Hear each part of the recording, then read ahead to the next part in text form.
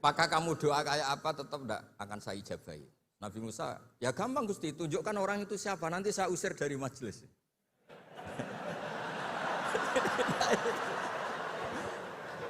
Jawabnya Allah itu lucu. Saya ini orang yang mengharamkan namam, mengharamkan namimah. Kalau saya menunjuk orang itu berarti saya juga namam. Ini yang provokatif dulu itu ya.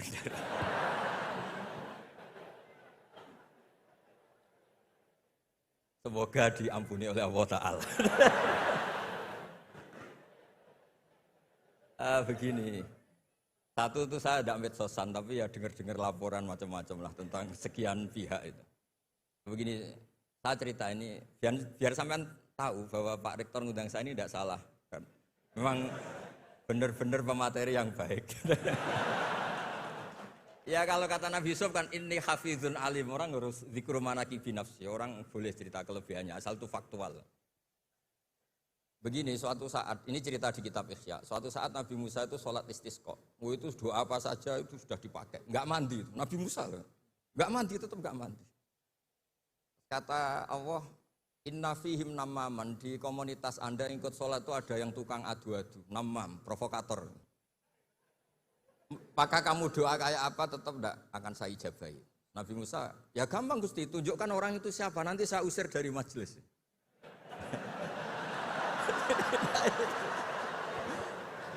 Jawabnya Allah itu lucu.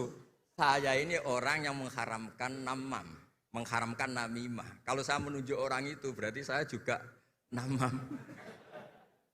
Intinya itu Allah terus mengabaikan sekian peristiwa namam. Jadi kalau pertanyaan provokatif terus kayak gitu tuh masih diabaikan oleh Allah Ta'ala. Karena nanti repot itu. Repot. Memang saya termasuk Gus yang asli itu jelas kalau itu.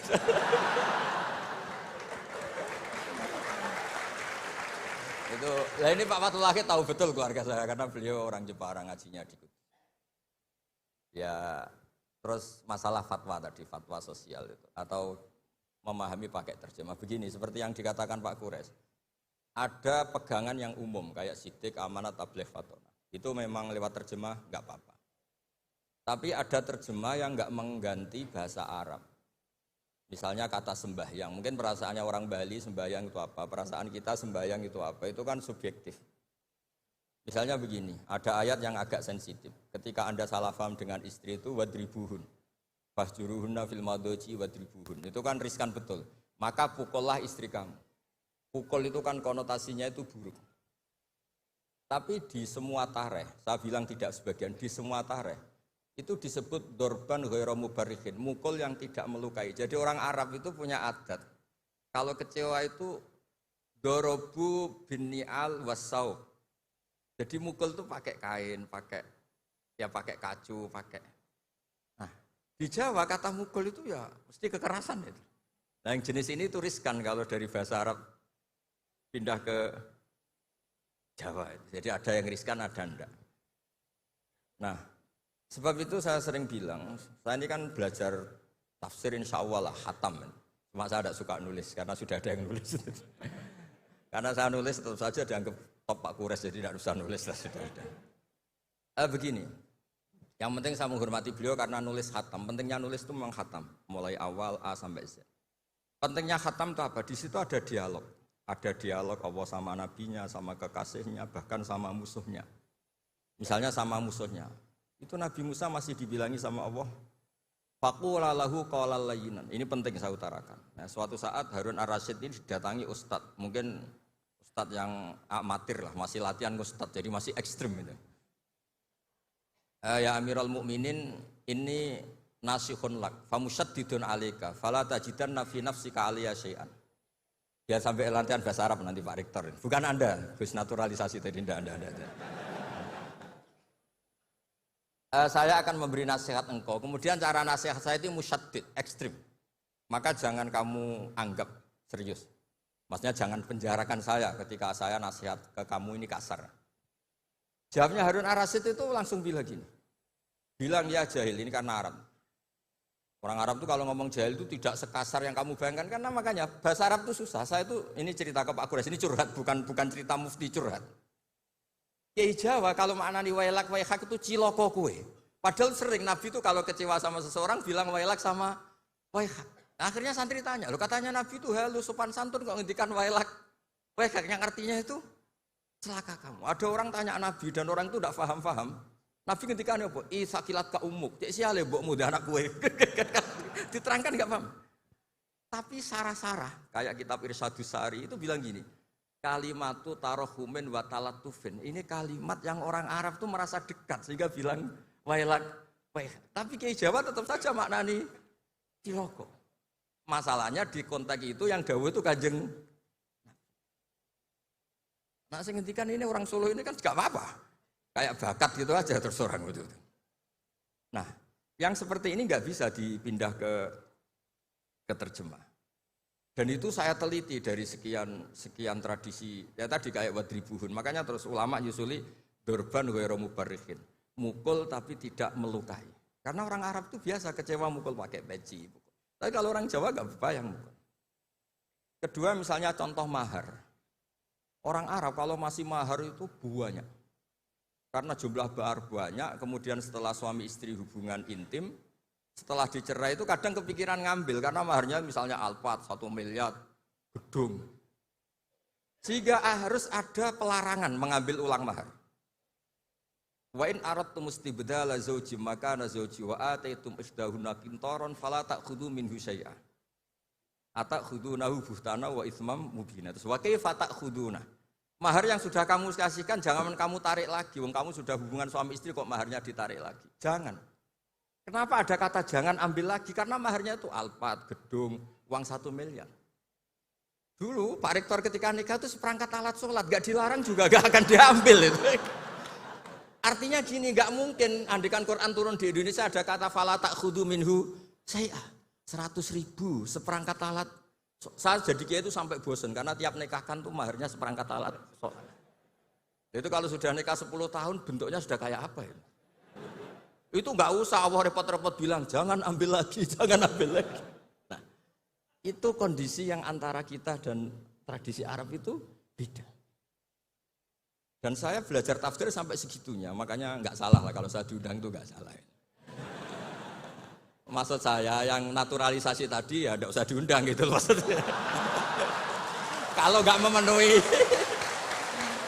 memenuhi kualifikasi tafsir loh ya.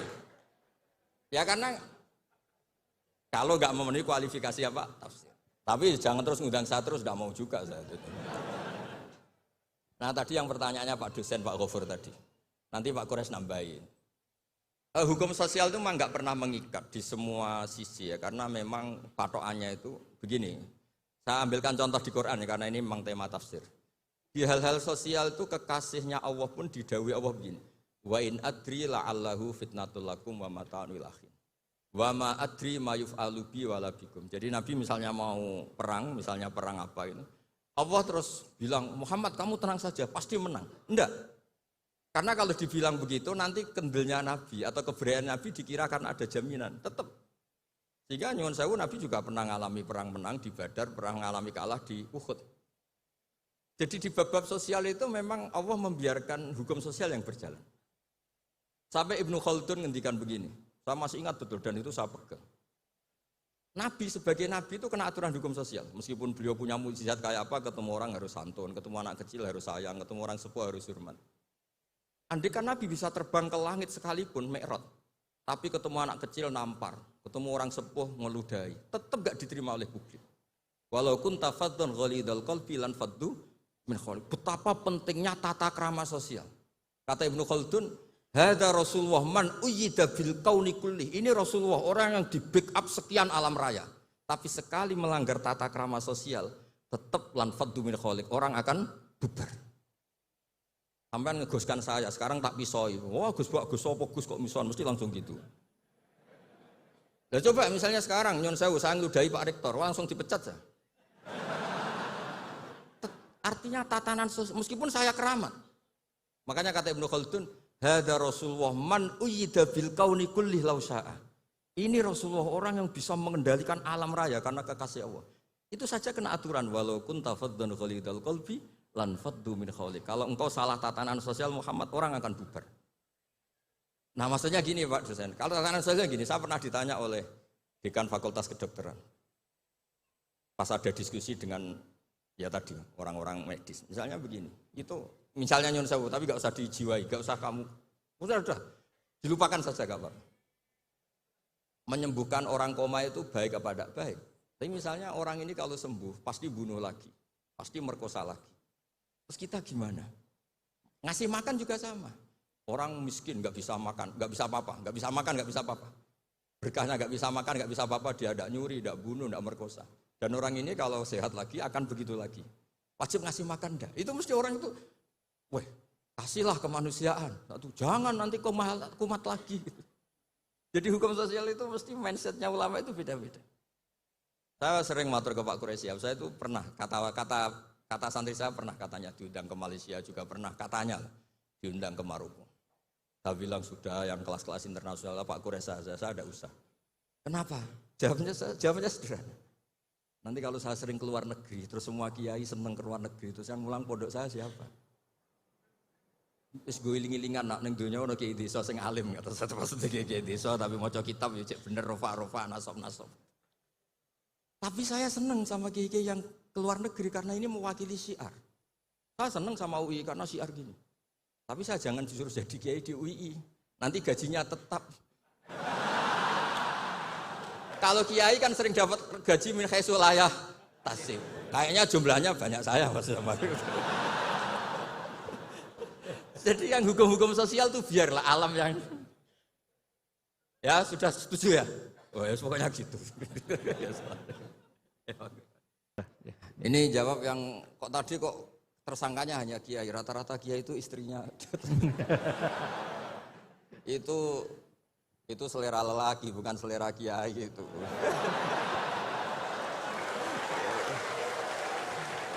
Karena itu di Arab itu banyak yang enggak kiai, istrinya juga. Begini ya, jadi tadi seperti yang dikatakan, ini agak serius, tapi ini bisa menjawab semuanya.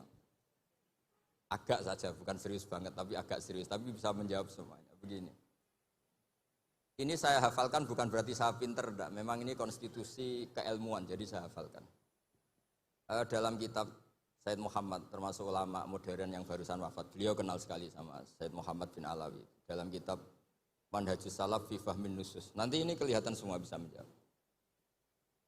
Wa kanat sunnatu Rasulillah sallallahu alaihi wasallam annahu yat'amu ma yajiduhu fi ardi wa yalbasu ma yajiduhu wa yarkabu ma yajiduhu. Terus di situ disimpulkan famanis ta'mala syai'an ya atau famanis ta'mala ma yajiduhu fi ardi fa huwa al-muttabi' lis sunnah. Kama annahu hajjal baita min madinati nafsi faman hajjal baita min madinati nafsi fa huwa al-muttabi' lis sunnah. Begini, nanti ini menjadi konstruksi utuh ilmu tafsir. Nanti setelah ngaji ini Pak Rektor sah jadi kiai karena ini sudah cukup lah untuk jadi kiai. Syaratnya jangan jejer saya. Nyari ibu-ibu atau mak-mak yang jadi korban latihannya, tapi jangan saya. Begini, misalnya tasaddaqa Rasulullah bidinarin. Nabi tentu zaman itu adanya dinar, enggak ada rupiah, enggak ada dolar. Itu zaman itu Imam Syafi'i langsung digenti, disamanin pakai alat tukar. Sehingga ketika kita sedekah pakai rupiah, itu juga niru Nabi ketika beliau pakai dinar atau dirham. Karena sama-sama ini alat apa? Tukar. Tasaddaqa Rasulullah biso'in min tamrin, tasaddaqa Rasulullah biso'in min akid. Nabi sedekah pakai kurma. Sudah kita ganti saja, pakai makanan pokok. Sehingga kita sedekah pakai apa? Beras. Sebab itu kata Imam Syafi'i, yang wajib dizakati apa? Ya kuti ahlil balad. Bukan niru nas yang zaman Nabi. Nabi zaman Nabi ya yang disebut ya makanan-makanan Arab. Tapi semua ulama sepakat beras itu harus zakat. Karena ini kuti ahlil balad. Padahal Nabi gak pernah menzakati apa? Beras. Nabi karena posisi di Madinah, mikotnya dari Dzul Khulaifah yang sekarang disebut Bir Ali itu. Tapi orang Mekah meskipun ikut Nabi, mikotnya misalnya kamu sedang di Mekah, ya mikotnya ke Tanim atau ke Jirona. Atau orang Mekah sendiri nafsu Makkah di bab haji. Intinya itu tidak karena memaksakan ikut Nabi, terus orang Mekah mikotnya dari mana? Bir Ali. Jadi hal-hal seperti ini itu di ranah ilmu tafsir sudah lazim. Nah begitu juga tentang poligami, saya sering cerita, kalau kamu tidak berani poligami, jangan lalu nggak tahu logika poligami. Saya termasuk umat yang saya yakin husnudzon dicintai Rasulullah SAW. Karena saya itu sinau lama, bukan ingin jadi rektor, bukan, memang sinau untuk sinau. Juga nggak ingin jadi ketua MUI, enggak, sinau untuk sinau. Saya itu kalau di rumah, niru Pak Kures, bikin teh sendiri, bikin kopi sendiri, karena saya ingin nggak terlalu dihormati. Saya tuh kesini tadi ya sama anak saya, pokoknya saya seneng hidup kayak umumnya orang. Begini, kalau Anda tidak berani poligami atau suka poligami, Nabi itu oke sebagai percontohan, tapi sadarlah kamu itu tidak Nabi. Begini, saya sering bilang begini, Nabi itu orang baik, berarti kalau punya istri satu, membentuk orang menjadi baik. Kalau membentuk orang baik satu baik, bentuk dua ya lebih baik, bentuk tiga lebih baik. Kebalikannya kita, atau kamu lah kalau bahasa kasarnya itu. Satu istri saja kamu bentuk dari baik menjadi tidak baik. Lah kalau dua malah kayak apa? Kalau tiga malah kayak gitu aja. Jadi fikihnya kadang-kadang orang baik itu nggak bisa ditiru karena tadi nolong orang baik satu baik, nolong dua lebih baik, nolong tiga. Tentu Nabi hubungannya dengan istrinya posisi yang membentuk, yang nolong, yang menjadikan solihah, yang menjadikan lebih baik. Tapi Pak ini apa ada jaminan seperti itu? Tapi ya jangan bilang, kalau gitu gak usah poligami, jangan. Wajah-wajah gini kan riskan yang lebih buruk misalnya. Ya sudah begitu saja. Jadi menurut saya itu makanya ini pentingnya fikih. Ada illatul hukmi. Ada logika apa? Jadi makanya ketika saya bilang orang yang suka humanisme, jangan terus anti perang. Meskipun kita nggak suka perang, suka damai. Saya Pak Kures suka damai, tapi jangan anti perang. Karena apa? Andai kan zaman kita dijajah kolonial Belanda, Jepang, terus kemudian kita bilang perang itu haram. Terus sama Londo, monggo, daerah akan. Ketemu Jepang, monggo, kan ini lucu. Artinya gini, cerita-cerita perang Nabi itu secara akademik ada konteksnya. Yaitu mempertahankan apa? Diri. Tapi jangan karena Nabi pernah perang, pokoknya yang benar itu perang, damai itu tidak ada hadisnya. Yang nggak ada itu bacaan kamu, bukan hadisnya. Ya jadi kira-kira gitu. Jadi yang wilayah Mas Wilal Muthaharun tadi saya sudah mandatkan ke rektor, itu wilayah sensitif. Ada yang bilang ini urusan NU dan MZU kata Pak Rektor. Ya lagi-lagi itu urusan tafsir ya. Wilayah Mas Wilal Muthaharun itu tidak boleh megang mushaf kecuali yang suci. Nah, tentu konsensus banyak ulama suci itu ya bisa suci dari hadas besar, hadas kecil, bahkan suci dari hati-hati yang kotor. Tapi ada yang bilang sekedar Islam itu sudah bukti suci. Itu wilayah-wilayah tafsir, tapi tetap saja tafsir ini tidak menggantikan teks yang ada di Al-Quran. Misalnya begini, saya sudah nggak punya hadas besar, nggak punya hadas kecil. Tapi terus saya megang Quran, pas saya sedang marah sama Anda. Mungkin Allah juga nggak suka. Karena saya baca, Qul a'udzu birabbil falaq min syarri ma khalaq. Ingatnya kamu, min syarri ma khalaq itu kamu. Saya berlindung dari Allah, dari makhluk-makhluk terjelek, karena sedang marah. Makanya kalau sedang marah sama istri, jangan baca surat itu. Pasti min syarri ma khalaq, oh yang di rumah itu gitu. Sebab itu ngendikane Nabi ini Pak Kures pasti hafal hadis itu. Iqra'ul Qur'an ma'talafat qulubukum. Kamu baca Quran ketika hati kamu itu stabil. Karena kalau tidak stabil, aduh ya musuh kamu. Min syarri ma khalaq, istri kamu itu kan terus korbannya banyak. Pokoknya kalau sedang tidak baik-baik saja tidak usah baca Quran dulu. Waras dulu baru baca Quran. Ya kira-kira gitu, nanti yang edisi yang lebih waras Pak Kures yang ngendikan ini.